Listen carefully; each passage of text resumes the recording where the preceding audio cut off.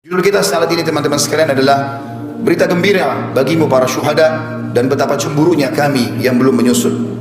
Saudaraku seiman, mungkin ada orang-orang yang membenci Islam, berpikir bahwasanya dengan menumpahkan darah kaum muslimin maka kami akan meninggalkan masjid, kami akan goyah dan kami akan tinggalkan Al-Quran, atau bahkan kami akan ketakutan dengan ancaman-ancaman seperti ini. Demi Allah, dari atas mimbar ini kami sampaikan bahwasanya kaum muslimin begitu tertumpah darah para syuhada tidak menambah kecuali keberanian pada mereka, tidak akan menambah kecuali semangat kami memenuhi masjid, tidak akan menambah kecuali kami kembali kepada kitabullah Al-Quran, dan kami makin yakin dengan janji Allah subhanahu wa ta'ala. Saudaraku seiman, mungkin sebagian keluarga korban bersedih, bukan hanya sekitar di New Zealand. Beberapa waktu lalu kita lihat pembantaian umat Islam secara massal, dibakar di Myanmar, di Cina, berapa banyak korban di Palestina, dan sebelumnya Sarajevo dan beberapa wilayah-wilayah yang lain. Mungkin di mata sebagian keluarga mereka sedih, tapi di mata kami yang sudah memahami secara hukum syar'i, ini berita gembira. Allah subhanahu wa ta'ala memilih para syuhada. Selalu dalam sejarah, kata para ulama, peperangan jihad yang benar sesuai dengan Al-Quran yang dan Sunnah dari zaman Nabi alaihi salatu wassalam, perang Badar, perang Uhud, Fathi Makkah, Hunain, dan peperangan-peperangan yang lain, termasuk akhirnya adalah Tabuk sebelum meninggal Nabi alaihissalatu wassalam. Peperangan dipimpin oleh Khulafaur Rasyidin dan para khulafa yang datang setelahnya sampai terakhir dinasti Utsmaniyah. Bahkan beberapa wilayah masih bergejolak seperti di Palestina, beberapa tempat yang lain. Semua itu jumlah syuhada jauh lebih sedikit daripada jumlah yang hidup. Karena kata ulama, karena memang Allah memilih siapa yang paling ikhlas, siapa yang paling layak mendapatkan mati syahid itu, maka Allah subhanahu wa ta'ala memilih mereka. Seakan-akan pedang, tombak, anak panah dan peluru memilih siapa yang akan mendapatkan syahadah itu. Di perang Uhud, di perang Badar hanya 60 syuhada dari 314 orang. Di perang Uhud hanya 70 syuhada dari 700 orang, kurang lebih 10% saja, dan seterusnya. Semua peperangan dalam Islam umumnya syuhada lebih sedikit. Kata para ulama, siapapun yang masuk di kancah jihad kemudian memang betul-betul dia niat untuk berperang, maka pastikan dia tidak akan mati kecuali memang dia menginginkan syahadah itu. Meninggalnya Abdullah bin Haram, Amr bin Jamuh, Mus'ab bin Umair, Hamzah bin Abdul Muttalib, dan beberapa sahabat Nabi ridwanullah alaihim di perang Uhud, karena mereka sudah bertekad dari malam harinya, berdoa sepanjang malam tidak tidur, berharap agar esok harinya mereka mati syahid. Orang-orang yang tidak meminta itu, maka tidak akan diberikan oleh Allah subhanahu wa ta'ala. Jadi dari satu sisi mungkin ada keluarga mereka yang merasa bersedih, tapi sisi yang lain kami cemburu melihat mereka karena telah mendapatkan syahadah. Betapa banyak yang Allah janjikan bagi para syuhada akan kita dengarkan pada kesempatan kita kali ini. Namun sebelumnya teman-teman sekalian, kita akan membaca firman Allah subhanahu wa ta'ala yang kekal ditilawahkan oleh orang beriman sampai hari kiamat dalam surah Al-Imran ayat 133, dimulai dari situ sampai ayat 150. A'udzubillahi minasyaitonir rajim. Wasari'u ila magfiratin min rabbikum wa jannatin arduha as-samawati wal ard uiddat lil muttaqin. Dan berlomba-lombalah kalian menuju kepada ampunan Tuhan kalian. Kalau punya dosa segera taubat sebelum datang ajal dan menyesal, dan kejarlah surga yang luasnya seluas langit dan bumi, hanya disediakan untuk orang-orang yang bertakwa. Surga, kata para ulama di sini dikatakan kejarlah. Kata para ulama tafsir, kejar apapun yang bisa membawa kau masuk ke dalam surga, termasuk puncaknya adalah mati syahid di akhir hidup. Di ayat 134-nya, alladzina yunfikuna fis sarra'i wad dharra'i wal qadhimina al ghaidha wal 'afina 'anil nas wallahu yuhibbul muhsinin. Ciri mereka yang segera berlomba-lomba kepada ampunan Tuhan mereka dan surga, diantaranya mereka sibuk menafkahkan harta mereka, baik di waktu lapang ataupun sempit, kaya ataupun miskin, mereka sibuk mengejar akhirat mereka. Dan orang-orang yang menahan amarahnya, orang banyak memfitnah, menggibah, tapi dia justru mengontrol emosinya, dan juga orang yang suka memaafkan orang lain, maka Allah menyukai orang-orang yang berbuat kebajikan. 135-nya, والذين إذا فعلوا فاحشة أو ظلموا أنفسهم ذكروا الله فاستغفروا لذنوبهم وما يغفر الذنوب إلا الله ولم يصروا على ما فعلوا وهم يعلمون. Dan juga orang-orang apabila mereka melakukan perbuatan keji atau dosa, atau mereka menganiaya diri mereka, mereka ingat kepada Allah, lalu mereka segera memohon ampun terhadap dosa-dosa mereka. Dan siapa lagi yang dapat mengampuni dosa selain daripada Allah? Dan mereka tidak meneruskan perbuatan keji mereka itu sedang mereka mengetahui. Artinya taubatnya nasuha, mereka taubat dari zina, dari riba, dari bohong, mereka tidak mengulanginya lagi. 136, ulaika jazaohum maghfiratun min rabbihim wa jannatun tajri min tahtiha al-anhar khalidina fiha wa ni'ma ajrul 'amilin. mereka itu akan diberikan balasan ampunan dari Tuhan mereka dan surga yang di dalamnya mengalir sungai-sungai, sedangkan mereka kekal di dalamnya, dan itulah sebaik-baik pahala bagi orang-orang yang beramal. 137 Qad khalat min qablikum sunanun fasiru fil ardi fanzuru kaifa kana akibatul mukadzibin. Sesungguhnya telah berlalu sebelum kalian sunnah-sunnah Allah, maksudnya peraturan-peraturan Allah. Siapa yang patuh selamat, dan siapa yang durhaka akan dihukum. Karena itu berjalanlah kalian di muka bumi, perhatikan bagaimana akibat orang-orang yang mendustakan para rasul. Ada Namrud di Babilonia di Irak, sampai hari ini di Google tinggal diketik peninggalan Namrud akan keluar semua sisa kerajaannya. Fir'aun di Mesir, dan sekian banyak kaum Ad yang ada di wilayah Irak, dan juga masih ada peninggalan kaum Thamud di wilayah Madian Saleh di Saudi. Allah SWT mengatakan selanjutnya ayat 138, "Hada bayanun linnasi wa hudan wa mau'idatun lil muttaqin." Al-Quran ini benar-benar penerangan bagi seluruh manusia, bagi yang mau berakal dan membacanya, dan petunjuk serta pelajaran bagi orang-orang yang bertakwa, orang yang patuh. Lalu Allah sebutkan 139. Ini yang saya ingin ditiberatkan pada kejadian apa yang terjadi itu. Allah mengatakan wala tahinu wala tahzanu wa antumul a'launa in kuntum mu'minin. Janganlah kamu bersikap lemah. Jangan justru dengan ancaman terorisme seperti ini lalu masjid jadi kosong, kalian tidak mau baca Quran, justru dicambukan untuk kembali kepada agama Allah. Dan jangan pula kalian bersedih hati, padahal kamulah orang-orang yang paling tinggi derajatnya, maksudnya orang-orang muslim, jika kamu benar-benar beriman. Allah mengatakan 140-nya, "Iyamsaskum karhun faqad massal qauma karhum mithlu wa tilkal ayyamu nudawiluha bainan nas wa liya'lamallahu alladhina amanu wa yattakhidha minkum syuhada. Wallahu la yuhibbul zalimin."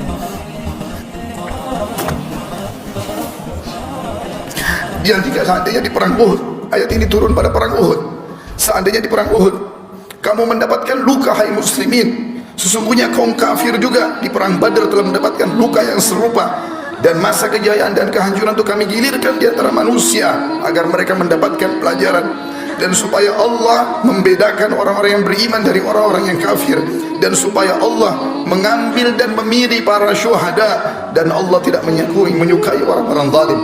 Kata ulama tafsir khusus ayat 140 ini berarti orang-orang yang mati syahid Allah pilih secara khusus karena ikhlas niat mereka. 141-nya waliyumahhisallahu alladhina amanu wa yamhaqal kafirin, dan agar Allah membersihkan orang-orang yang beriman dari dosa mereka. Semua kejadian yang menimpa orang muslim apapun sifatnya akan jadi pembersihan dosa mereka, dan Allah akan membinasakan orang-orang kafir.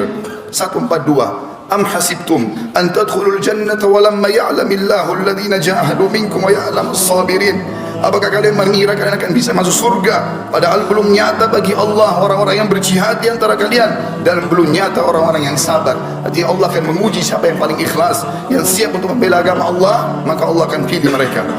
143-nya walaqad tamannawna walaqad kuntum tamannawna al-mauta min qabli an talqaw faqad ra'aytumuhu wa antum tanzurun. Sesungguhnya kalian mengharap mati syahid sebelum kalian menghadapinya, sekarang sungguh kalian telah melihatnya dan kalian menyaksikannya. Kata para ulama tafsir, pada saat Nabi SAW dan para sahabat pulang dari perang Badar, maka seluruh orang-orang yang selamat dari Badar bercerita bagaimana malaikat hadir di perang Badar, bagaimana para syuhada tersenyum, bau badan mereka mengeluarkan bau yang sangat wangi pada saat mereka meninggal.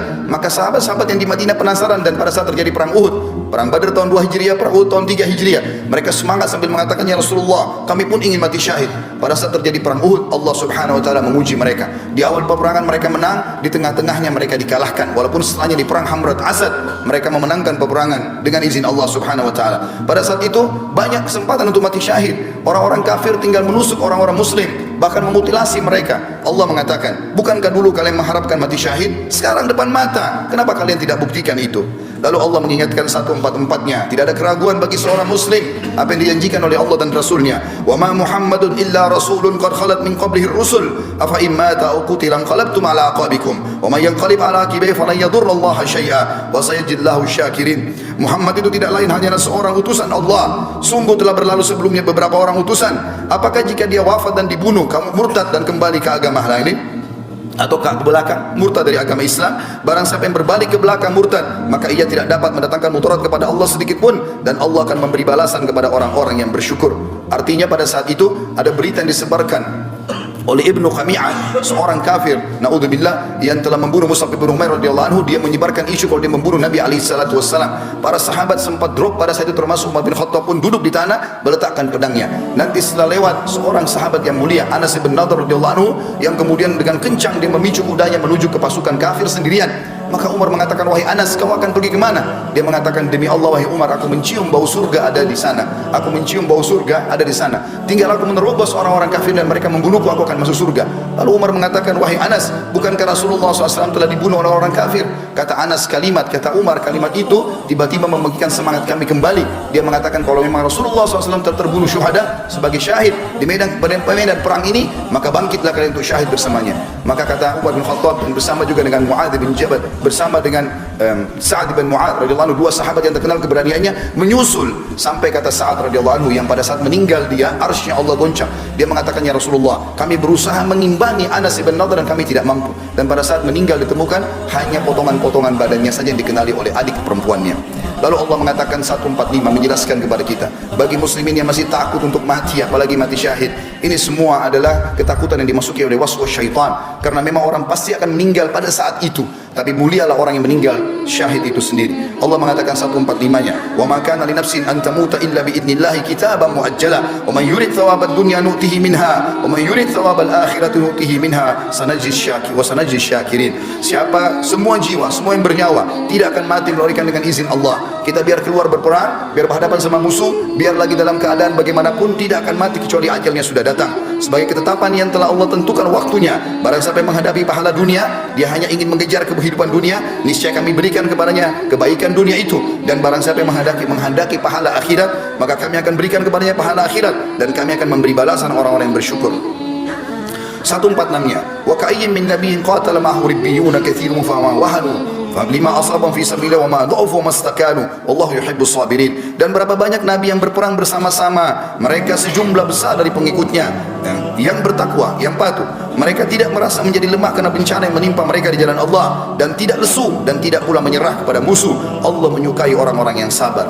147-nya, wa ma kana qaulahum illa an qalu rabbana ighfir lana dhunubana wa israfana fi amrina wa tsabbit aqdamana wansurna 'alal qaumil kafirin. Ini doa yang dianjurkan dibaca dari zaman Nabi SAW sampai hari kiamat nanti bagi orang-orang mukmin yang sedang diuji. Tidak ada doa mereka pada saat mereka sedang menghadapi musuh, menghadapi cobaan, kecuali mereka mengatakan, ya Tuhan kami, ampunilah dosa-dosa kami. Artinya kalau kami takut, berarti ampuni dosa kami itu ya Allah. Dan tindakan-tindakan kami yang berlebih-lebihan dalam urusan kami, dan tetapkanlah pendirian kami, dan tolonglah kami terhadap orang-orang kafir. 148, fa'atahumullahu thawabad dunya wa husna thawabil akhirah wallahu yuhibbul muhsinin. Karena itu Allah memberikan kepada mereka pahala di dunia dan pahala yang baik di akhirat, dan Allah menyukai orang-orang yang berbuat kebaikan.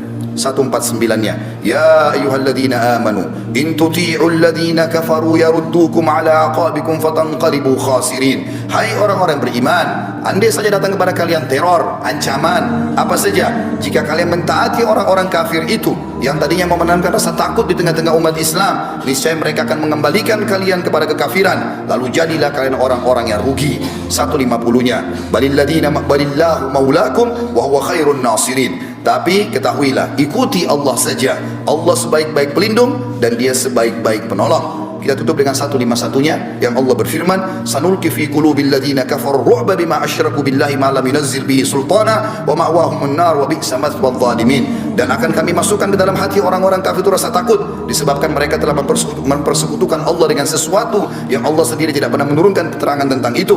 Tempat kembali mereka adalah neraka, dan itulah seburuk-buruk tempat kembali bagi orang-orang yang zalim. Saudaraku seiman, orang-orang yang mati syahid banyak sekali. Bisa mati di medan perang, bisa juga mati dengan cara yang lain. Sebagaimana cukup banyak ditanyakan oleh Nabi SAW dalam hadis Bukhari kepada para sahabatnya, siapa yang kalian anggap orang mati syahid? Maka mereka mengatakan yang mati di medan perang ya Rasulullah. Kata Nabi SAW, kalau begitu syuhada umatku sangat sedikit. Ketahuilah, siapa yang meninggal kena penyakit perut, siapa yang meninggal kena penyakit taun atau pes, dan siapa yang meninggal karena membela dirinya, membela keluarganya, membela hartanya, maka semua itu dihitung mati syahid.